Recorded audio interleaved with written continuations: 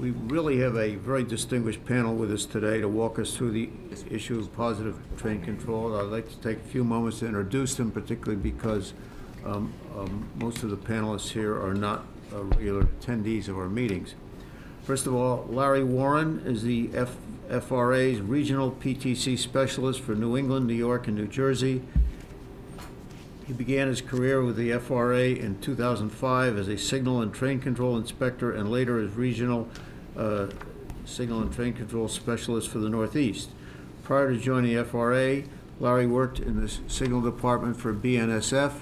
Prior to beginning his railroad career, he served in the U.S. Navy for 22 years in the field of electronics warfare and taught electronics engineering technology at the college and high school level.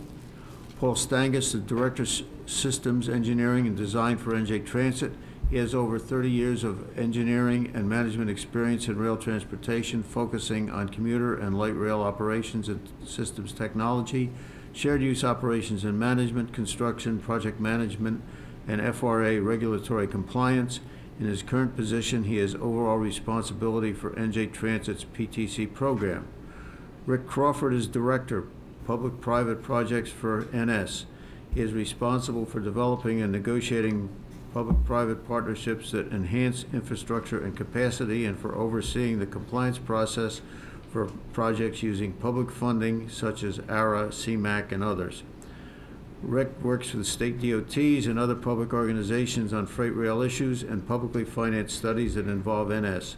Works with NS marketing and operations on key projects to grow NS market share, and serves as liaison and project manager with public agencies on various projects. Bill Goetz, CSX Transportation's resident vice president for New York City, New Jersey, and Philadelphia. His entire career has been in the freight railroad industry spanning over 30 years. Among his accomplishments are a network of modern railroad terminals constructed between 1993 and 2007, several public-private partnerships and agreements to improve public safety and community relations in urban areas. Carl Belke is president and COO for the Western New York and Pennsylvania Railroad and also serves as senior vice president and COO of the Livonia, Avon, and Lakeville and B&H railroads. He has 40 years of experience in the railroad industry, beginning with the Delaware and Hudson Railway. He is currently chairman of ARIMA Committee 18, Light Density and Shortline Railroads, and is past chair of the American Shortline Railroad Association's Technology Committee and a member of its Bridge and Mechanical Committees. Mr. Belke serves on the Shortline Association's board, an executive board member, and Eastern Regional Vice President. As you see, we have truly a great representation for this meeting. Thank you all for taking the time out of your busy schedules traveling here to address the committee. I know it's an issue of great importance. We wanted to give you an opportunity to discuss your industry's perspective, or in the case of the FRA, the government perspective on the issue. Each panelist has been asked to give a brief presentation or opening remarks with respect to their organization and positive train control. At that point, we will open the floor to questions first from the committee and then to questions from the floor. With that, I'll ask Larry Warren to start us off with opening comments on behalf of the FRA. Thank you, sir. Good afternoon. Just a quick, hopefully brief presentation here, describing some of the challenges and the status of positive train control. As we all know, the acquisition of spectrum for communications is an ongoing battle. Is there sufficient availability? And in the high-density traffic areas, is the spectrum that has already been acquired going to be able to handle the density? If not, obviously we are going to run into more cost with the acquisition of additional spectrum. In the interoperability, the final specifications are still being developed for the systems to traverse railroad boundary lines,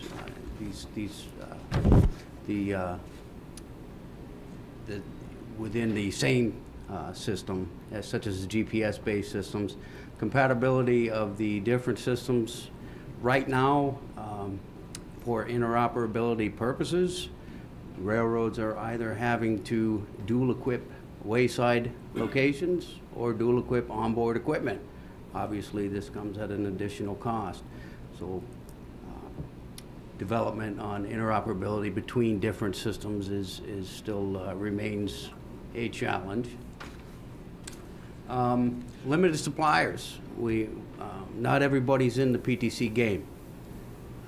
With that being said, when it comes crunch time and everybody is trying to get equipment to put on their road, will the will the smaller participants say get the same I lost the word here from the supplier when you have a bigger road, getting a lot more of the equipment, and the smaller road is just kind of out there. That's going to be an issue that remains to be seen. And some of the functionalities of the PTC systems are still in the testing phases. The employee in charge of work zone remote terminals. Again, as I said before, some of the specification for crossing railroad boundaries. In December, we set out a notice of proposed rulemaking, which was further clarified in January. Some of the proposed changes to the PTC final rule included changes to the timetable instructions, the identification of positive train control as in the timetable on which divisions, en route failures, what are the speed restrictions, the car counts with residue and loaded, as far as does it or does it not meet de minimis exceptions for yard moves or switcher trains, and changes to the annual report. Previously, annual report, the only thing that had to be reported was the progress towards equipping the locomotives. It is proposed that the addition of wayside equipment also be included, so we get a better understanding of where everybody is at PTC-wise as far as implementation progress. Again, this is a notice of proposed rulemaking. Comments have been received, and it is in the final phases. We anticipate any changes to the PTC final rule to be out by the end of the year. Currently, or not currently, in 2010, between 2010 and now, there have been 44 railroads that had submitted PTC implementation plans. With that, 37 hosts are installing PTC. So only obviously a handful that presented an implementation plan, asked for an exception, and got an exception from installing PTC on their territory. Now, of those 37 that are installing, as time goes on, obviously we're looking at the submission of further documentation in that the safety plans, PTC safety plans.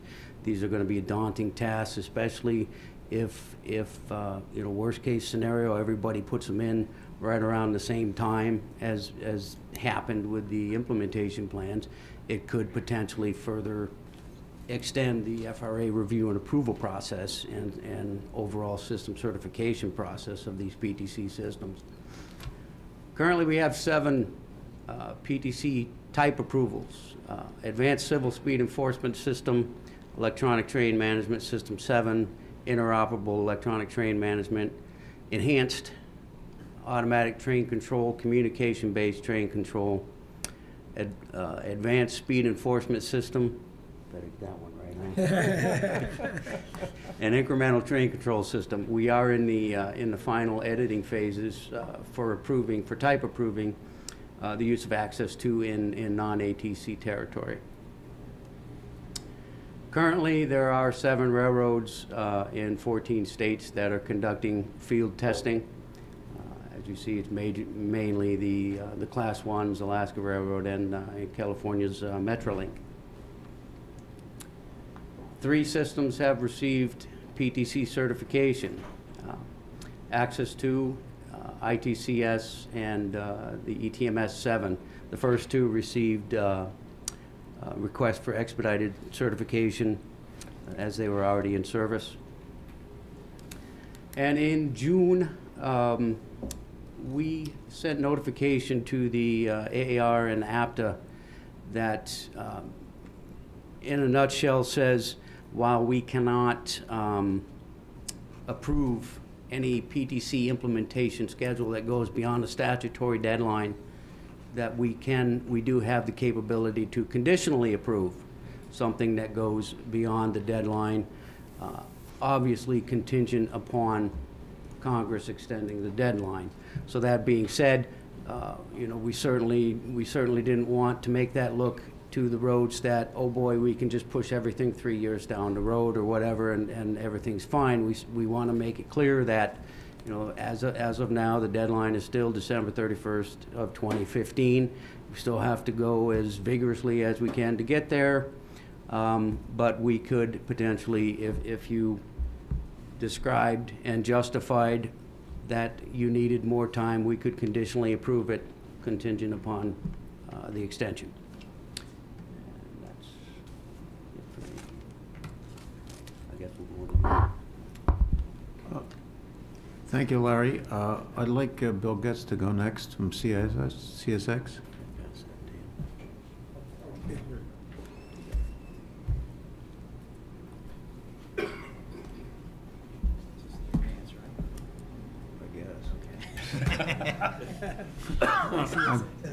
I'm not technologically adept.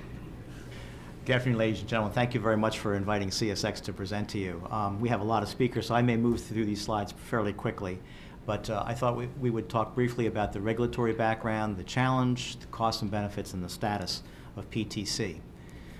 Just a brief history. PTC came to us following a horrific accident involving passenger and freight trains in California. You have on the screen here the key dates.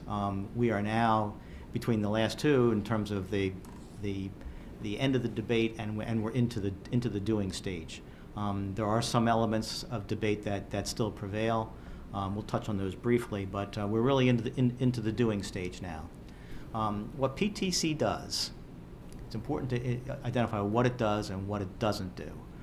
It really focuses on 4 types of mishaps, you know, on the railroad: overspeed derailments, train-to-train collisions, protecting track workers, men and women who are out working on the tracks while there's trains moving, and preventing movement through misaligned switches. Those are the 4 things that PTC does. There are many, many other things that could possibly happen that PTC will have absolutely no effect on whatsoever. And we'll talk about that in a minute. So this is a highly untechnical view of what PTC works, but the graphics are good, and I didn't do these. But the challenge is that, railroads, as you know, are strung out things. They're stretched over thousands and thousands of miles. CSX has 21,000 route miles of system. And locomotives move, they have wheels on them. And so you're controlling something that you know, moves on wheels across a network that has fixed infrastructure, you know, spread across a very large distance. And then you have information that is in the network, the central network system, such as what tracks are occupied and where workers are in place, speed restrictions, all those types of things, dispatcher information.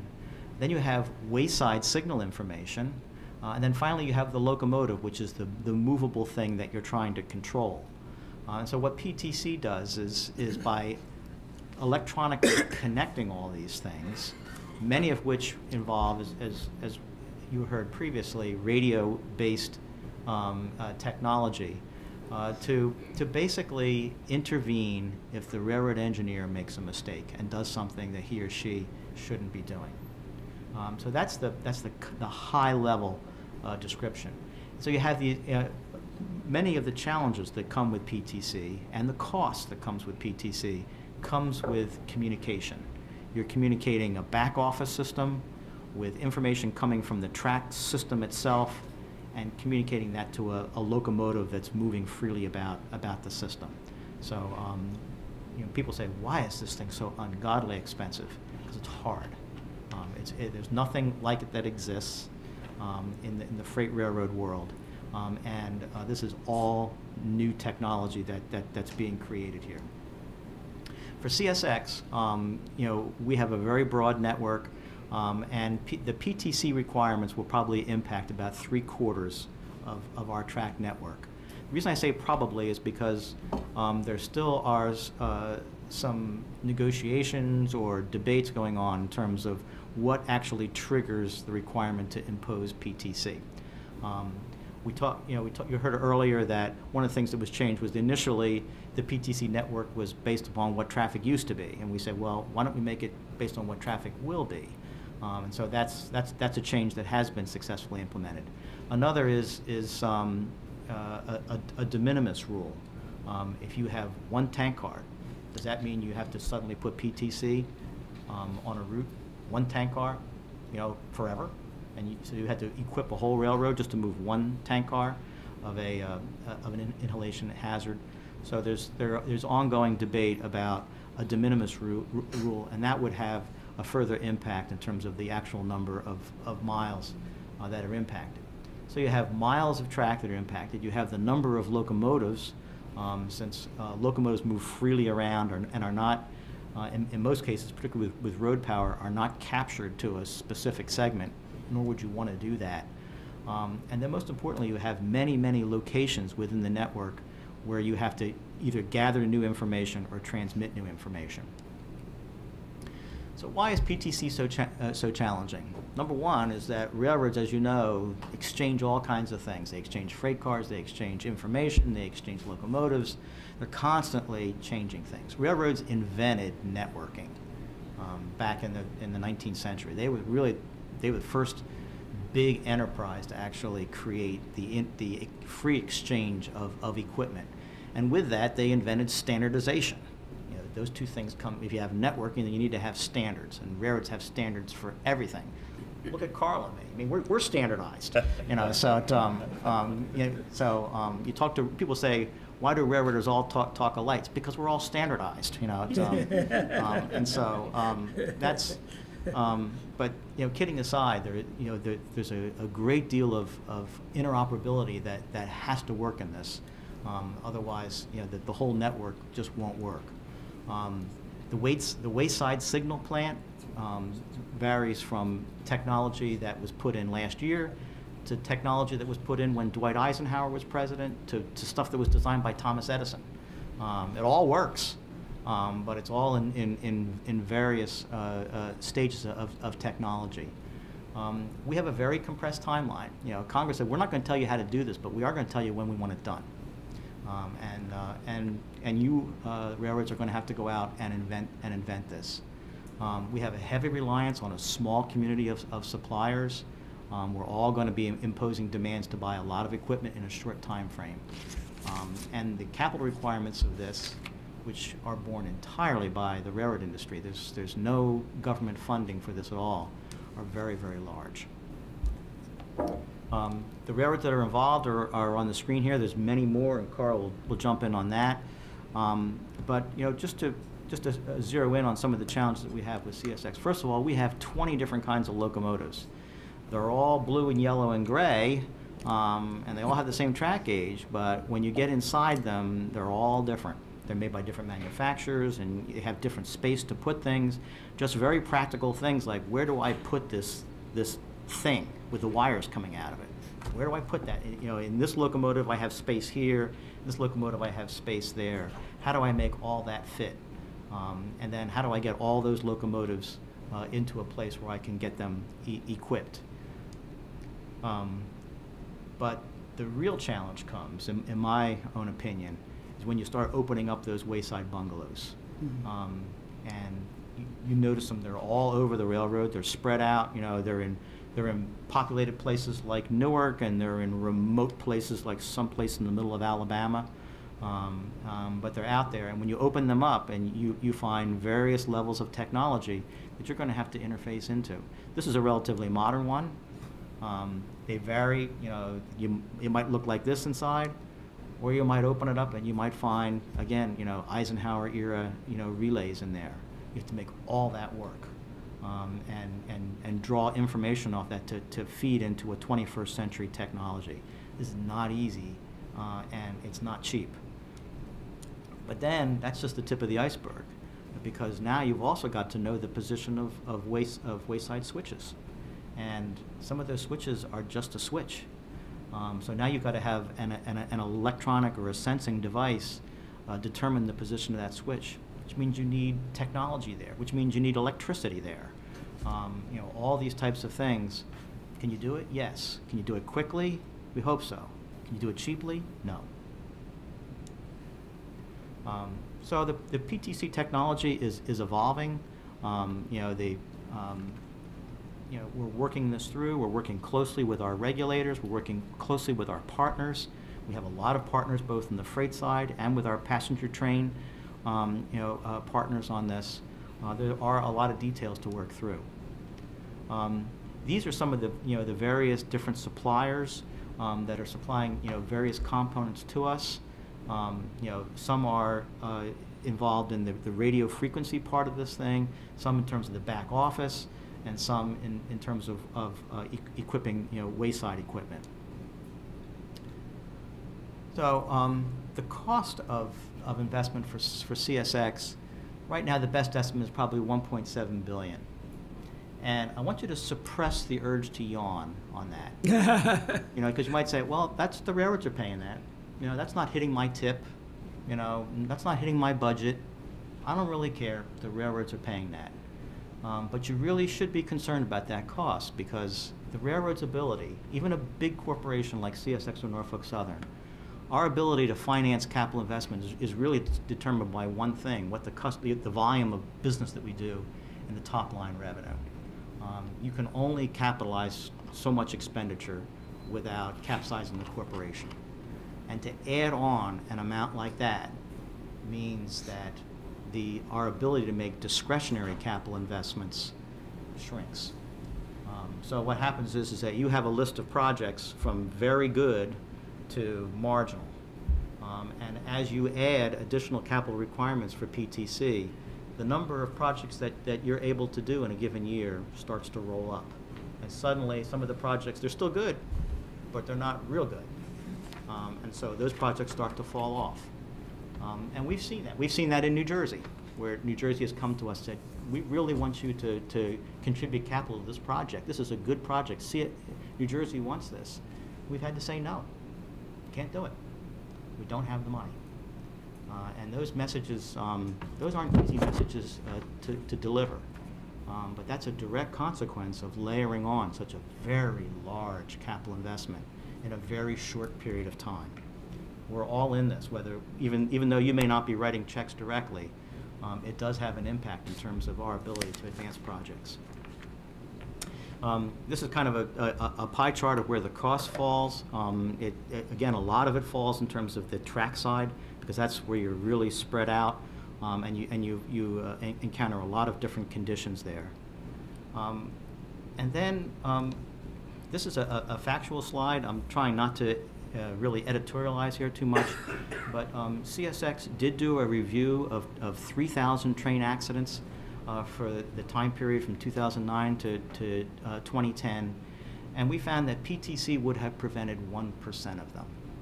That's $1.7 billion to address 1% of the train accidents. So where are we now? We're doing it because we have to. We have no choice. It's the law. We have to do it. We are in continued dialogue in terms of refining the standards. For example, for very, very small amounts of TIH, whether there should be some type of a de minimis rule. There's a lot of technology going on in terms of developing that technology and making that work. That's mostly being done as a collective effort both within the freight railroad industry and with our passenger rail partners, because again, it all has to work together. And that concludes my comments. Bill, what is TIH? That's a toxic inhalation hazard. So that's a very hazardous hazmat. Thank you. It's one acronym I hadn't heard before. This is a freight and passenger issue, so I'd like to bounce over to Paul Stangas of NJ Transit. I do. Thank you. Whoops. Sorry. Okay. Thanks. Basically, this is just a rough scope of how it's impacting New Jersey Transit. I don't have to read all the numbers, but all our lines need to be equipped because we run passenger service, and that pretty much summarizes it. Basically, you've heard this before, so there's no point in reviewing the same information again. We've gotten approval for our PTC implementation plan and our development plan. The big step is still finally the safety plan, which certifies our system and enables it to go into service. These are the mandates. Again, we've heard that before, so there's no point in repeating that. Our existing automatic train control technology, which is a cab signaling system which exists on the Northeast Corridor, and fundamentally most of the railroads that inhabit the Northeast Corridor use this. It will prevent train-to-train collisions above 20 miles an hour. However, we rely on civil speed enforcement by the engineer, and we rely on work zone protection, again, dependent on the individual, not necessarily backed up by technology, which is the added feature of PTC. Transit's approach has been to basically build on a system that uses that existing system in place. I mean, the challenge for us is really, we're putting in a new system, but we don't want to break what we've got. So, in other words, we don't want to create an unsafe condition, make it less safe. The idea is to make it safer. We also have to be compatible with Amtrak because we live and die on the Northeast Corridor. 80-something% of our trains run on or off the corridor in some part of their route, and we also have to be interoperable with our freight tenants. We do have some freight tenants, and we are a tenant on one short piece of freight line. Roughly, this is exactly mirrors what Amtrak is doing. It fundamentally is the same technology with a few minor differences. We have a wayside transponder that's put between the rails. We mount an onboard computer and a series of other devices on the locomotive or cab car in our case also. We communicate back to a central office which has a special safety server and some other back office servers. But all these things have to be integrated and overlaid, and also has to communicate with Amtrak, etc. It's what we call a wayside-centric system, whereas the freights are using a vehicle-centric system. Our program is two-pronged. We've hired a consultant who's helping us with we've written a specification. We've got consultant services to help with some of the documents, with the engineering, and the prototyping, and the demonstration. We are now preparing for a prototype project, which is still about 6 to 8 to 9 months ahead, down the road. But we are planning on this. Obviously, before we go to volume production and agree on all the designs, we need to see that it works before carrying it beyond a certain point. We've got a contractor who we've been working closely with for a couple of years to develop the engineering, the designs. They've been reviewed and circulated internally. And once we get the demonstration project okay, then we will authorize system-wide installation. It will obviously address things like interoperability. We will have to modify our infrastructure and all our entire fleet, which is another aspect that it's true of all railroads, but because we run a scheduled service and there's a high intensity of operation in the AM and the PM, we simply can't take that much equipment out of service to retrofit it, nor can we take locomotive engineers out of service to train them on this system. So it's an added wrinkle for an operating commuter railroad. Obviously, we are thinking about this. We don't have all the answers yet, but we are considering this, and that's pretty much it. Paul, what's the cost estimate for NJ Transit? Our budgetary estimate is right now is $225 million. Okay. Of course, that hits the public a little faster since it's transit's a state agency. Thank you very much. Back to Freight, Rick Crawford. Oh, no. Crawford. Wanna go, Rick? Oh, okay. I'm going to call you. All right. Well, I guess I'm prepared. Good afternoon, everyone, and thank you for inviting me, Peter. Bill did a great job explaining the legislative and historical background and one of the reasons why we're here and why we've gotten this mandate and the timing for PTC. I'll just throw another regulatory wrinkle that has happened recently. And besides the FRA and the DOT, the FCC, Federal Communications Commission, also has a regulatory role to play in railroading. And for those of you familiar with the towers we use for communications and so forth, you see all over the railroad, we have these antennas we mount on them. And you have to get approval from the Federal Communications Commission. And that could take up to, 4 to 6 months, depending, for each tower, each antenna. And you have to get state historic preservation review, as well as any review if there's Native American issues involved. And they've issued it's a Friday that issued a cease and desist order from the railroads for mounting these antennas until further review. And this has put a new wrinkle in, and hopefully, I know there's some discussions in Washington this week to get that resolved. So hopefully, as I speak, we're getting some success on getting the FCC to move, because you're going to need, to implement PTC, you're going to need these antennas. So, and given the nature how long it takes to get one reviewed, having lots of them, hundreds reviewed, could take forever. So you can see that poses a new wrinkle in this whole PTC. Norfolk Southern is what we call a web tech IETMS customer, along with the UP, BN, and CSX. And this gives you some idea, just like CSX, how much of the network, an hour network is about 20,000 miles, will have to comply with PTC. That's 66% of the NS network, which is primarily our core network. What you don't see in black is all those branches, all those smaller, less dense lines with less density. But as you can see, it will cover a lot of our territory. Now, what's involved? All right, this is what I put on my glasses so I can read my writing here. All right, 3,500 locomotives. That's a lot of locomotives. And we're going to install something called the train management computer. And as you can see, this slide depicts a portion of the new equipment to be installed on the locomotive, each locomotive. NS has about 1,000 locomotives currently equipped with this computer, and it's basically used for running our energy management software, allowing NS to realize fuel savings. However, the 1,000 locomotives that have already been equipped with the train management computer will need to be touched again to configure for production release PTC software. And that gives you some idea. Like the other railroads, we have 5,200 wayside locations we'll have to deal with. And to install PTC, we must upgrade this. That's currently, you open one of those wayside boxes right now, and that's what you see.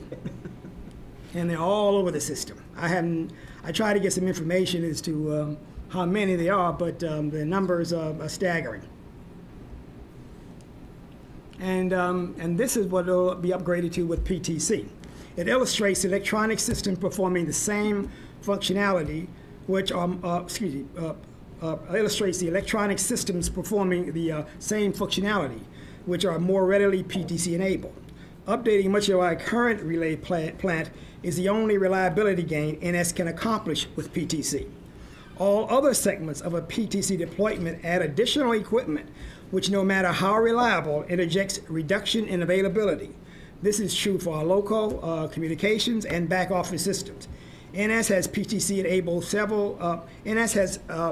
enabled 700 wayside locations as of today. Okay, the next slide. These are the radios. In addition to the 700 base radios, an associated tower required to provide the necessary connectivity to operate train control, 3,500 locomotive radios and 1,500 wayside radios will need to be installed. And this gives you an idea of the complexity. of the communication network, providing low-code to back office and low-code to wayside connectivity.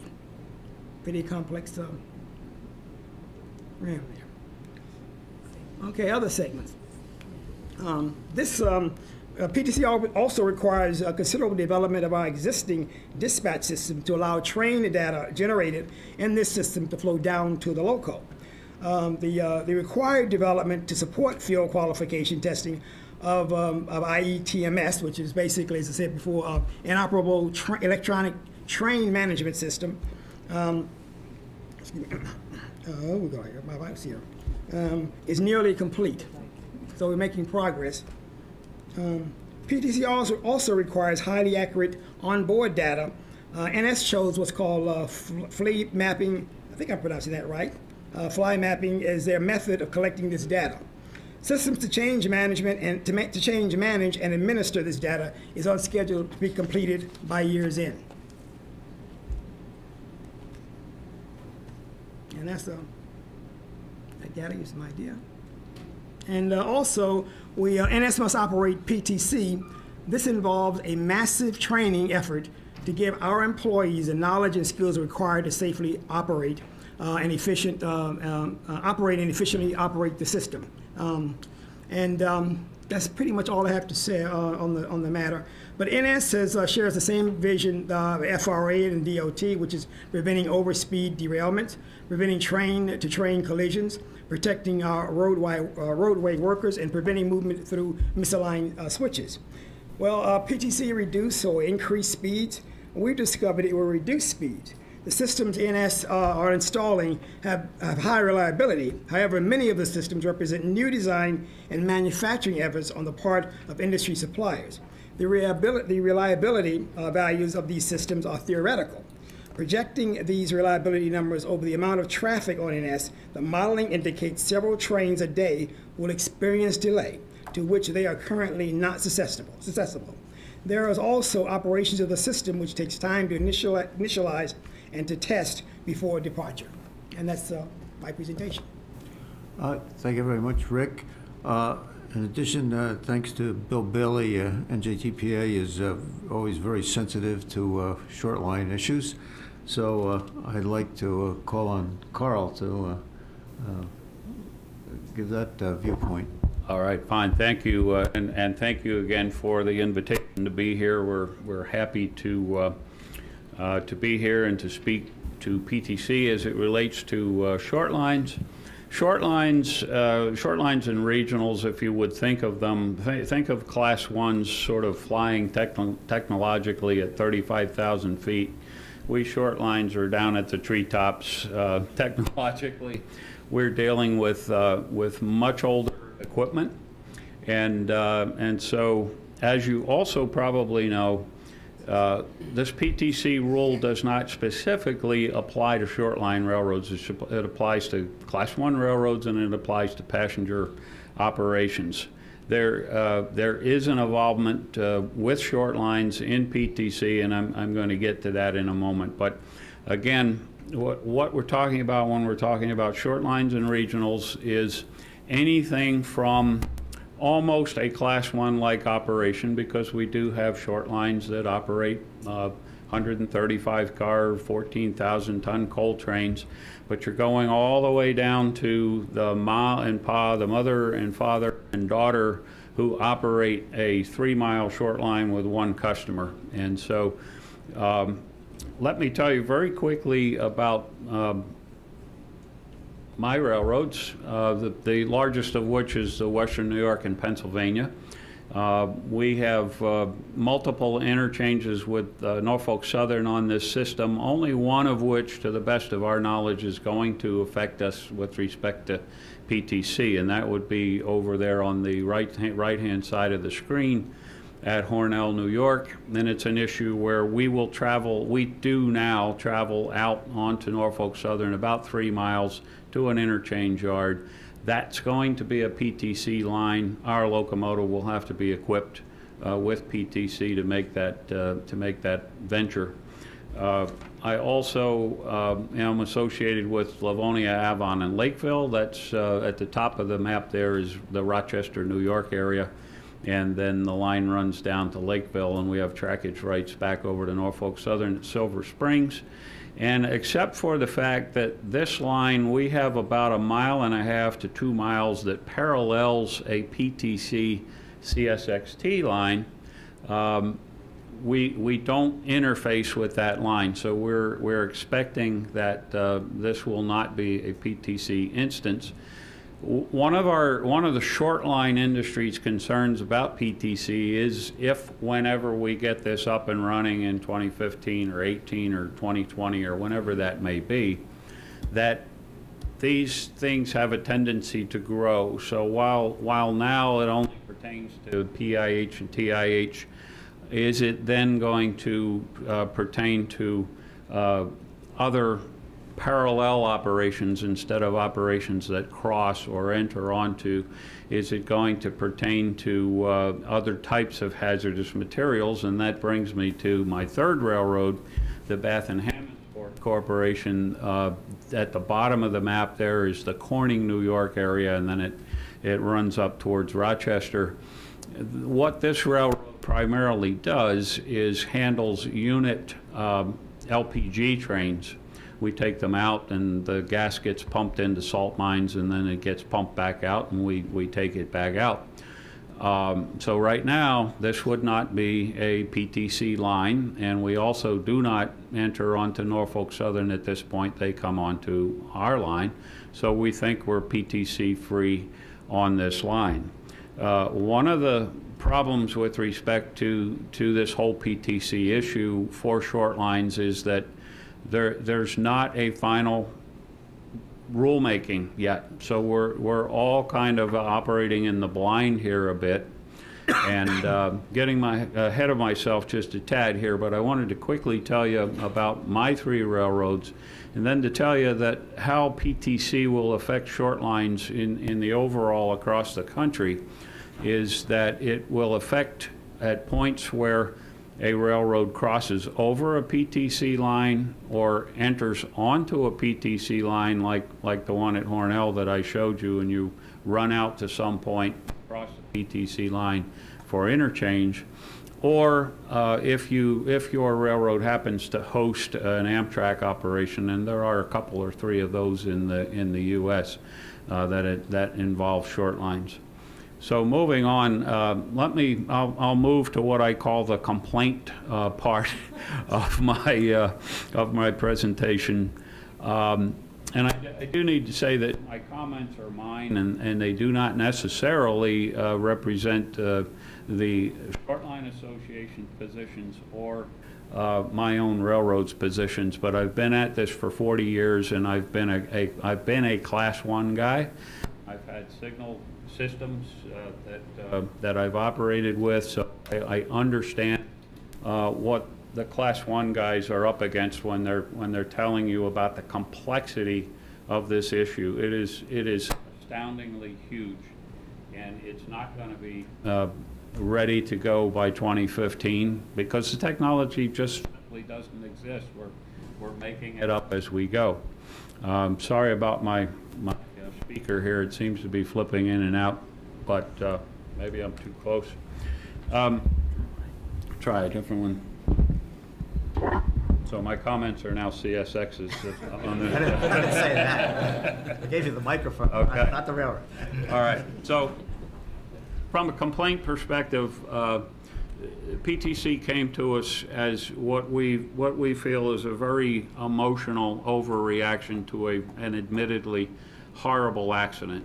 You had a guy using a cell phone, missed some signals, and you've got a major disaster.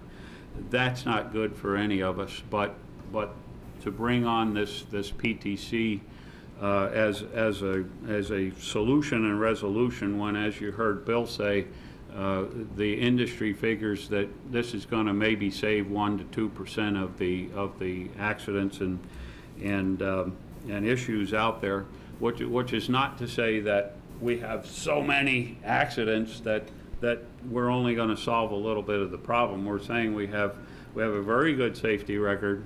We've had a hugely improving safety record in the industry, and now we're taking this action, which will horribly divert funds from other things that very much more importantly need to be done.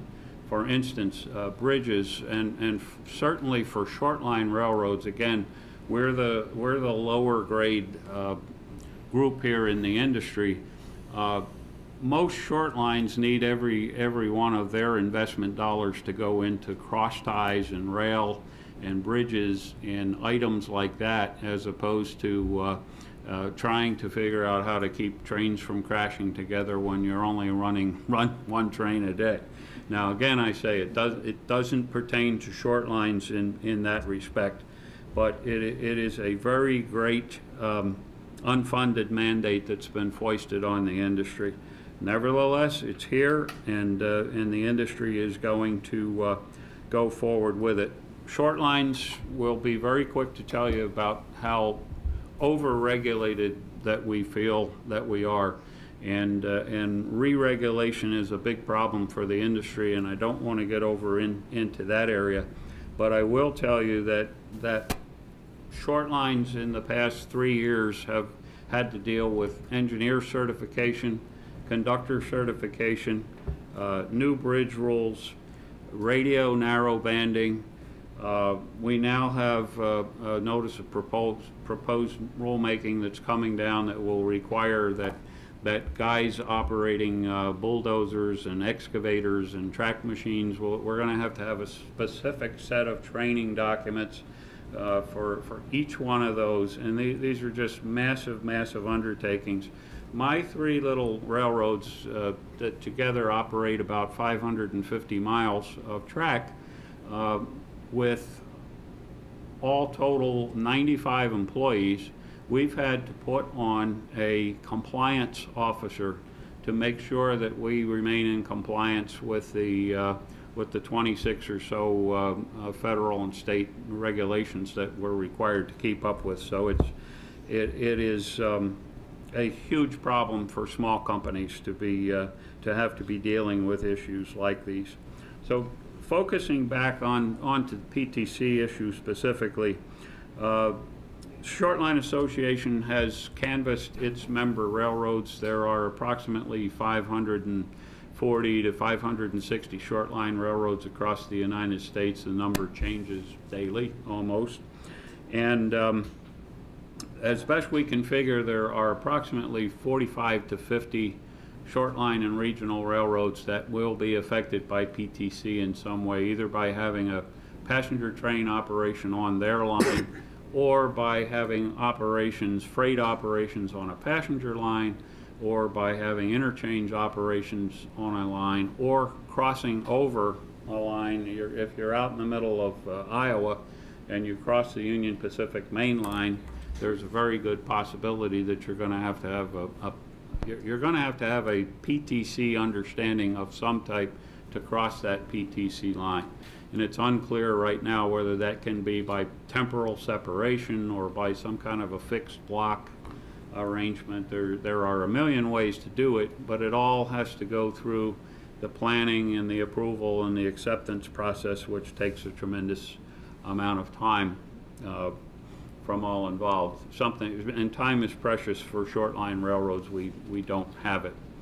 One of the major concerns for short line and regional railroads, again, is the fact that we are operating with far older technology. We take the locomotives that the Class 1 railroads have cascaded. They're done with them, and we're the buyers in that market. If they don't go right to the scrapyard, they wind up on a short line someplace. So we're dealing with technology that is probably some of the newest are 40 years old, and some of them are 60 years old.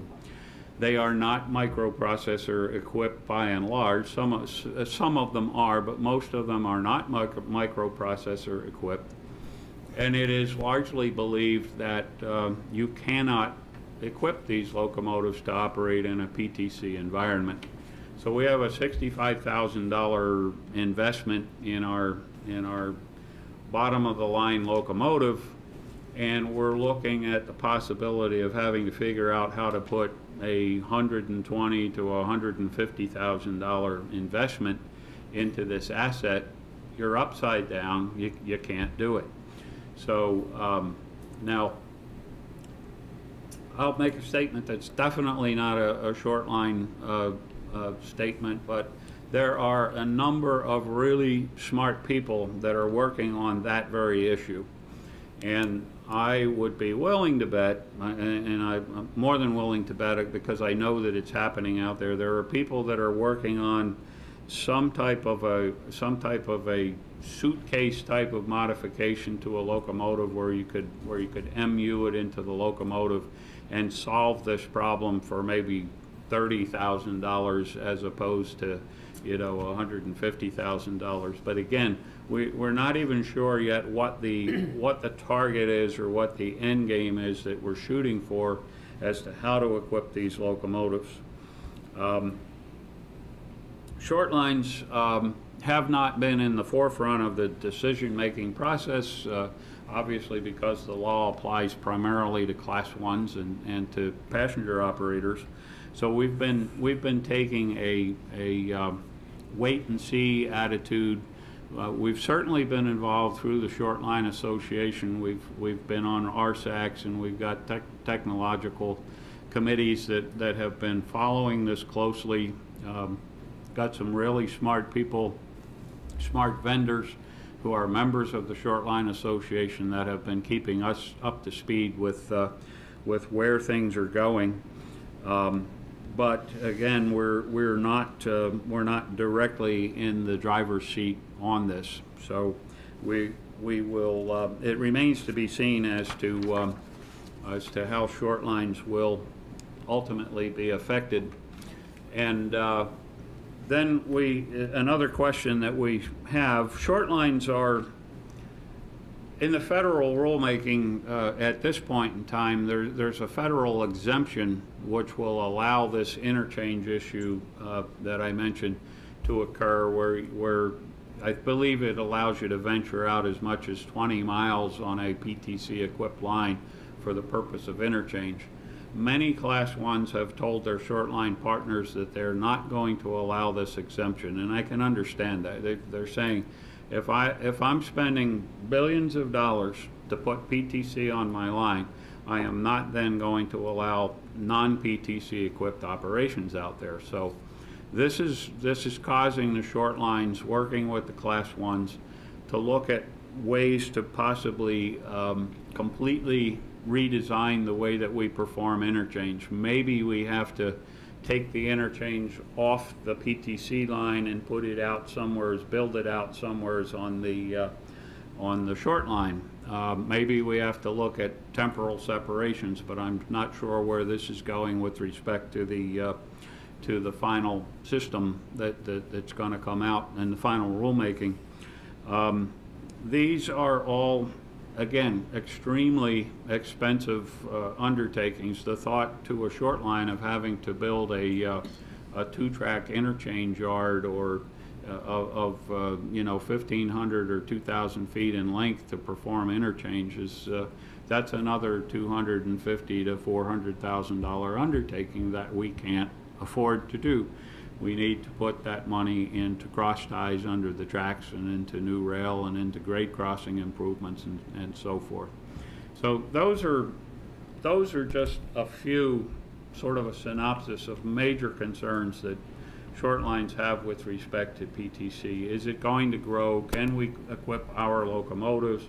Are we going to have to lease a locomotive from a Class 1 to perform an interchange? How is this all going to happen?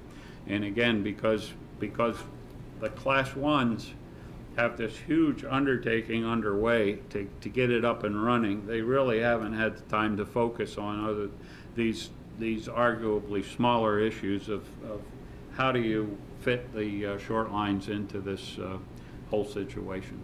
I think that those were basically the comments that I wanted to make, and I'll stop talking. Thank you very much, Carl, and thank all of you. It's really been a great series of presentations that lays out the issue.